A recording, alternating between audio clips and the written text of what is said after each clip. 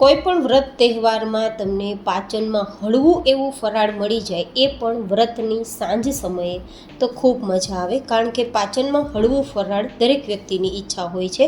તો આજ ડિમ્પલ્સ ડિશીસમાં એક પણ પ્રકારના લોટનો ઉપયોગ, સોડાના ઉપયોગ વગર મિનિટોમાં તૈયાર થતી, વિના ઝંઝટ તૈયાર થતા એકદમ સરસ મજાના રૂ જેવા પોચા ઢોકળા તૈયાર કરીશું, જે ડાયાબિટીસ માટે અને વજનને કંટ્રોલ કરવા માટે બેસ્ટ છે. સાથે એકદમ સરસ મજાની ચટણી પણ તૈયાર કરીશું, જે તમને ખૂબ પસંદ આવશે. તો ચાલો રેસીપી શરૂ કરીએ.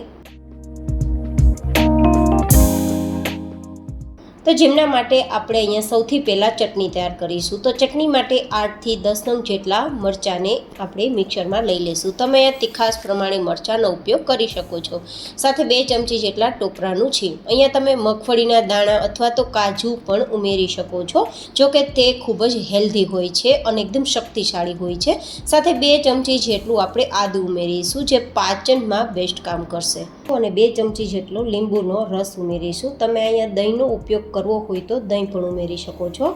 અડધી નાની ચમચી જેટલું સેંધા નમક. હવે 1 ચમચી જેટલી ખાંડ ઉમેરીશું, જેથી ખાટી મીઠી ચટણી તૈયાર થાય. 1 ચમચી જેટલો સૂકો ફુદીનો અથવા તો ફ્રેશ ફુદીનો હોય તો 10 થી 12 પત્તા જેટલો ઉમેરવો. હવે આપણે થોડા લીલા ધાણા એ પણ દાંડી સાથે જ ઉમેરીશું, જેથી એકદમ સરસ ચટણીનો ટેસ્ટ અને કલર આવે. હવે 4 ક્યુબ જેટલો બરફ ઉમેરીશું, ચટણીનો કલર એકદમ ગ્રીન આવે તેના માટે, અને એકદમ સરસ પીસી લેશું. અહીંયા તમે ફરાળમાં જે વસ્તુ ના ખાતા હોય તેને તમારે સ્કીપ કરવાની રહેશે, કારણ કે દરેક વિસ્તારમાં અલગ અલગ વસ્તુ ફરાળમાં નથી ખાતા. તો તમે જે વસ્તુ ખાતા હોય તેનો ઉપયોગ કરવો, ના ખાતા હોય તેને સ્કીપ કરી દેવો. તો આ રીતે ગ્રાઇન્ડ થઈ ગયેલી આપણી આ ચટણી, હવે આપણે તેને 10 દિવસ સુધી સ્ટોર કરીને ખાઈ શકીએ છીએ, અને આજની વેરાયટી સાથે પણ ખાવામાં ખૂબ મજા આવશે. તો તૈયાર છે એકદમ ચટપટી ચટણી. હવે આપણે તૈયાર કરીશું એકદમ ટેસ્ટફુલ રૂ જેવા પોચા અને લોટના ઉપયોગ વગર ઢોકળા. તો ઢોકળા તૈયાર કરવા માટે લગભગ આપણે 1 કપ જેટલો સાંબો લીધો છે. ગ્રામમાં જોઈએ તો 250 થી 250 ગ્રામ જેટલો સાંબો હશે. આપણે આ સાંબાને પલાળવાનો નથી, માત્ર તેને સાદા પાણીથી ધોવાનો છે, જેથી તેમાં કચરો હોય તો સાફ થઈ જાય. આજના ઢોકળા એટલા હેલ્ધી અને એટલા ટેસ્ટી બનશે કે વાત ના પૂછો. સાથે કોઈ પણ ઝંઝટ નથી અને મિનિટોનું કામ છે. તો એકવાર આ ઢોકળા તો જરૂર ટ્રાય કરજો.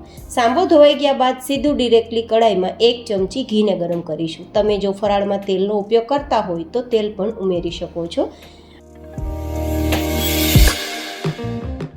તેમાં લગભગ થોડું જીરું આપણે ઉમેરીશું. જીરું છે તે પેટની ગરમી માટે ખૂબ જ ફાયદા કરનાર છે, અને જીરું ફરાળમાં પણ ખવાતું હોય છે. જો કે તમે ના ખાતા હોય તો સ્કીપ કરી શકો. સાથે 2-3 ચમચી જેટલા લીલા મરચાંના ટુકડા તીખાસ માટે આપણે અહીંયા ઉમેરીશું, જેથી આપણા ઢોકળાનો સ્વાદ સરસ આવે. આ રીતે બંને વસ્તુ આપણે સાતળી લઈશું. અને હવે સાતળ્યા બાદ આપણે અહીંયા ઉપયોગ કરીશું છાશ. છાશથી આપણા ઢોકળા વધારે સ્વાદિષ્ટ બનશે, અને હેલ્ધી તો બનશે જ, અને એકદમ પોચા બનશે. તો 5 કપ જેટલી, એટલે કે જે કપથી સાંબો લીધો હોય તેના 5 કપ જેટલી આપણે છાશ લેવાની છે. અને આ છાશ જો ખાટી હોય તો વધારે સારું. ખાટી ના હોય તો છાશમાં 1 ચમચી તમારે લીંબુનો રસ ઉમેરી દેવો, જેથી આપણા ઢોકળાનો સ્વાદ એકદમ સરસ આવે. હવે આ રીતે છાશ ઉમેર્યા બાદ આપણે ગેસની ફ્લેમ ધીમી રાખવાની છે, અને 1 ચમચી જેટલું સેંધા નમક ઉમેરી દઈશું, જેથી આપણા ઢોકળાનો સ્વાદ સરસ લાગે. જો કે તમે સ્વાદ પ્રમાણે ઉમેરી શકો છો. આ રીતે આપણી છાશને થોડી ગરમ કરવાની છે, અને ગેસની ફ્લેમ ધીમી રાખવાની છે, નહીં તો છાશ ફાટી જશે. તો હવે આપણે થોડો સાંબો જ આપણો ધોયેલો છે ને તે ઉમેરતા જશું અને મિક્સ કરતા જશું. એક સાથે સાંબો નહીં ઉમેરીએ, નહીં તો સાંબાના ગાંઠા છાશમાં થઈ જશે. તો થોડો સાંબો ઉમેરતા આ રીતે આપણે મિક્સ કરતા જશું. અને બધો જ સાંબો ઉમેરાઈ ગયા બાદ આપણે હવે આમાં કંઈ વસ્તુ કરવાનું નથી. બસ ધીમા ગેસની ફ્લેમ પર એક જ ડાયરેક્શનમાં સતત ચલાવવાનું છે. બસ 2-3 મિનિટ જેવો સમય થશે ને તો સાંબો ફટાફટ થઈ જાય છે. સાંબાને કૂક થતાં વાર નથી લાગતી. તો આપણું આ મિશ્રણ એકદમ ઘટ થવા લાગશે. તો 2-3 મિનિટમાં તમે ટેક્સચર જોશો ને તો તમને દાણો ફૂલી ગયો હોય, થોડું બેઝ એકદમ ભેગું થવા લાગ્યું હોય, અને એકદમ મિશ્રણ આપણું ઘટ થવા લાગ્યું હોય ને તેવું દેખાશે. અત્યારે તમે જોઈ શકો છો કે સાંબો એકદમ સરસ કૂક થતાં બધું જ મિશ્રણ સરસ થઈ ગયું છે. એકદમ ઇઝી તમે આ ઢોકળા તૈયાર કરી શકો છો અને સ્વાદમાં તો એટલા સરસ કે વાત ના પૂછો. અને સાંબો ડાયાબિટીસ માટે અને વજનને કંટ્રોલ કરવા માટે બેસ્ટ છે અને પાચનમાં પણ ખૂબ હળવું છે, તો ફરાળમાં પણ ખૂબ મજા આવશે. તો આ રીતે આપણું બધું જ મિશ્રણ હવે ભેગું થવા લાગ્યું છે અને જ્યારે કડાઈને છોડવા લાગે ત્યારે સમજવાનું કે આપણું ઢોકળાનું બેઝ તૈયાર થઈ ગયું છે. તો ત્યારે તમે જોઈ શકો છો કે કડાઈ છોડવા લાગ્યું છે. તો હવે ગેસની ફ્લેમ બંધ કરી દઈશું અને કડાઈને નીચે ઉતારી અને કોઈ પણ પ્લેટને એકવાર ઘી કે તેલથી ચીકણી કરી અને પછી તેમાં આ બેઝને પાથરી દઈશું.